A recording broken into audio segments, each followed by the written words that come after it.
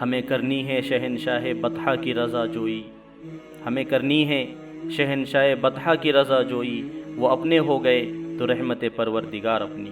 السلام علیکم ورحمۃ اللہ وبرکاتہ۔ ویڈیو تھوڑی سی لمبی ہے لیکن دیکھیے گا ضرور۔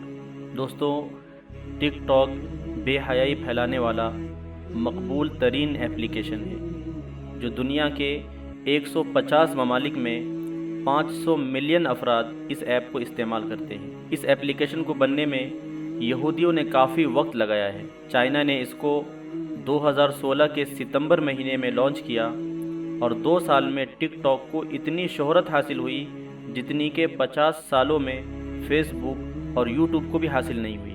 2 سال میں 500 ملین سے زیادہ اس کے یوزر ہیں اور دنیا کے 150 ممالک کے لوگ اس کو استعمال کرتے ہیں۔ دوستو، آپ کو جان کے حیرانی ہوگی کہ اس ایپ کو لانچ کرنے کا مقصد صرف اور صرف اسلام کو نشانہ بنانا تھا۔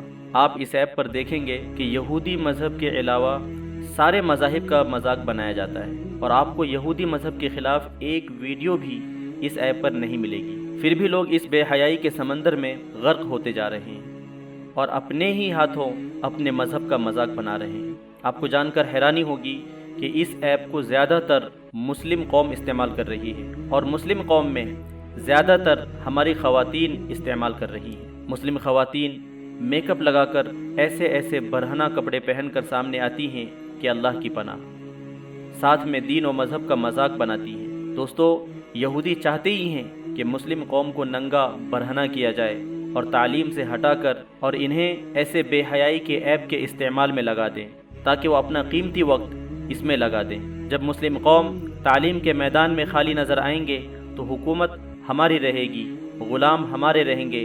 دوستو، ان سارے فتنوں کو دیکھ کر اللہ کے پیارے نبی صلی اللہ علیہ وسلم نے ارشاد فرمایا تھا کہ میں تمہارے گھروں میں فتنوں کی جگہیں اس طرح دیکھتا ہوں جیسے بارش گرنے کی جگہوں کو دیکھتا ہوں۔ دوستو، 1400 سال پہلے ہمارے نبی صلی اللہ علیہ وسلم نے سارے فتنوں کی پیشن گوئیاں فرما دی۔ ایک جگہ آپ فرماتے ہیں کہ اعمال صالحہ میں جلدی کرو اس سے پہلے کہ وہ فتنے ظاہر ہو جائیں جو تاریک رات کے ٹکڑوں کی مانند ہوں گے، اور ان فتنوں کا اثر ایسا ہوگا کہ آدمی صبح کو ایمان کی حالت میں اٹھے گا اور شام کو کافر بن جائے گا، اور شام کو مومن ہوگا تو صبح کو کفر کی حالت میں اٹھے گا اور اپنے دین و مذہب کو دنیا کی تھوڑی سی متاع کے عوض بیچ ڈالے گا۔ دوستوں، بڑے ہی افسوس کی بات ہے کہ آج ہمارا بچہ نیٹ کے استعمال کو جانتا ہے۔ نیٹ کے استعمال سے جتنا فائدہ اٹھانا چاہیے اس سے کئی گنا انٹرنیٹ کا غلط استعمال کرتے ہیں۔ آج ہماری مسلم خواتین گھر میں رہ کر وہ کام کرتی ہیں جو طوائف عورتیں بھی نہیں کرتی۔ وہ بند کمرے میں وہ کام انجام دیتی ہیں جس کی کسی کو خبر بھی نہیں ہوتی، مگر ہماری مسلم خواتین بند کمرے سے لائیو آ کر وہ کام انجام دیتی ہیں جس کے حسن کو پوری دنیا دیکھتی ہے، اور دیکھ کر نبی کریم صلی اللہ علیہ وسلم کی وہ حدیث یاد کرتی ہے کہ 2 گروہ ایسے ہیں جو اہل جہنم میں سے ہیں لیکن میں نے ان کو نہیں دیکھا۔ ایک تو وہ لوگ ہوں گے جن کے پاس گائے کی دموں جیسے کوڑے ہوں گے جن کے ساتھ یہ لوگوں کو ماریں گے، اور دوسری وہ عورتیں ہوں گی جو کپڑے پہن کر بھی ننگی ہوں گی، یعنی یا تو باریک لباس پہنا ہوگا جس کی وجہ سے جسم نظر آ رہا ہوگا، یا پھر ایسا لباس پہنا ہوگا کہ جس نے ان کے جسم کا کچھ حصہ ڈھانپا ہوگا اور کچھ حصہ ننگا ہوگا۔ مردوں کو اپنی طرف مائل کرنے والی اور خود مردوں کی طرف مائل ہونے والی ہوگی۔ ان کے سر ایسے ہوں گے جیسے کہ خراسانی نسل کے اونٹ کے کوہان ہوں۔ دوستو، اس حدیث میں سر کے بالوں کے نت نئے فیشن اور اسٹائلز کی طرف اشارہ ہے، اور اسی حدیث میں فرمایا کہ یہ عورتیں نہ تو جنت میں داخل ہوں گی اور نہ ہی اس کی خوشبو پا سکے گی، حالانکہ جنت کی خوشبو اتنے فاصلے سے محسوس ہوگی۔ دوستوں، بنت حوا ننگا ناچ رہی ہے، ابن آدم اپنی ہوس بجھانے کے لیے چسکیاں لے کر دیکھ رہا ہے، نہ شرم ہے نہ خوف خدا، یہ بھی نہیں وہ بھی نہیں۔ دوستوں، اسلام نے عورت کو ایک پاکیزہ نظام دیا ہے جس میں اس کی بھلائیاں چھپی ہوئی ہیں۔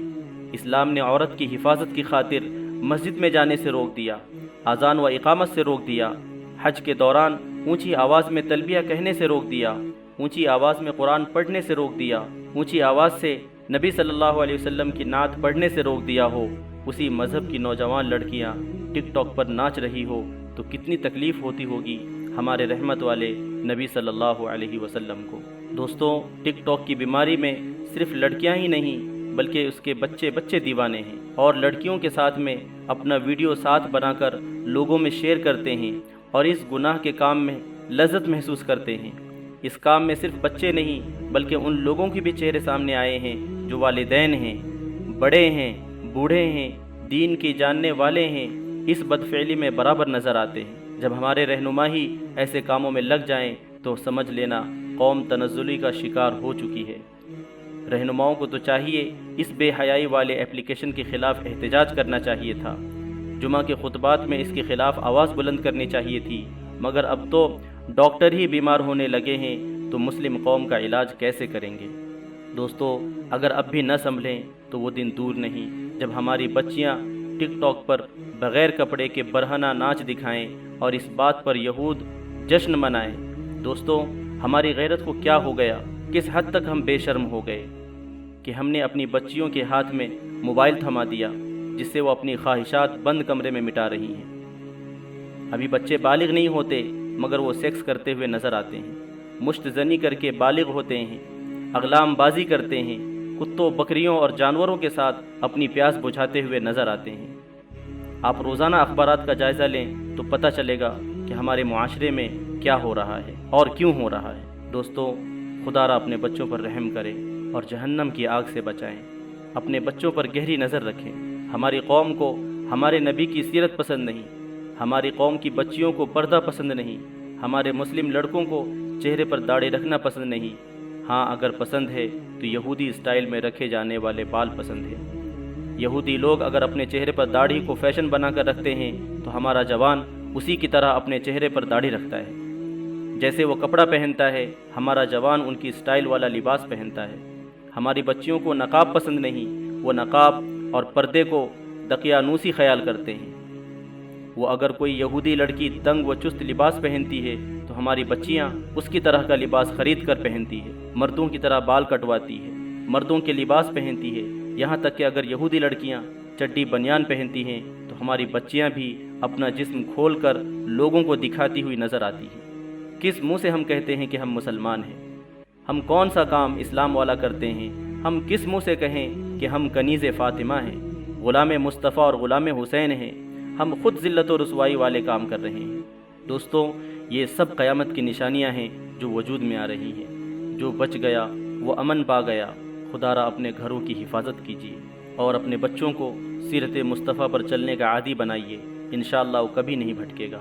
ہمیں کرنی ہے شہنشاہ بطحہ کی رضا جوئی، ہمیں کرنی ہے شہنشاہ بطحہ کی رضا جوئی، وہ اپنے ہو گئے تو رحمت پروردگار اپنی۔ امام غزالی رحمۃ اللہ علیہ فرماتے ہیں کہ شیطان ہمارا ایسا دشمن ہے جو کبھی رشوت قبول نہیں کرتا۔ باقی دشمن ایسے ہوتے ہیں کہ اگر کوئی ہدیہ یا تحفہ اور رشوت دے تو وہ نرم پڑ جاتا ہے اور مخالفت چھوڑ دیتا ہے، اور اگر خوشامد کی جائے تو اسے بھی وہ مان جاتا ہے۔ مگر شیطان وہ دشمن ہے جو نہ رشوت قبول کرتا ہے اور نہ خوشامد قبول کرتا ہے۔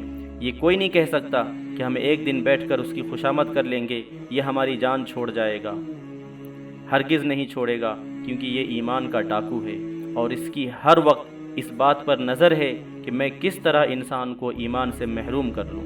دوستوں، ویڈیو پسند آئے تو اپنے دوستوں عزیزوں سے بھی شیئر کر لیا کیجیے۔ یقین کیجیے کہ اس میں آپ کا بمشکل ایک لمحہ صرف ہوگا، لیکن ہو سکتا ہے کہ اس ایک لمحے کی اٹھائی ہوئی تکلیف سے آپ کی شیئر کردہ ویڈیو اور لوگوں کے لیے سبق آموز ثابت ہو۔ جزاک اللہ خیراً کثیرا۔ دوستوں، اس کی لت کو روکنے کے لیے ہم اور آپ کیا کر سکتے ہیں؟ کیسے روکیں مسلم بچوں اور بچیوں کو ٹک ٹاک کی اس دلدل سے؟ کمنٹ کر کے ضرور بتائیں۔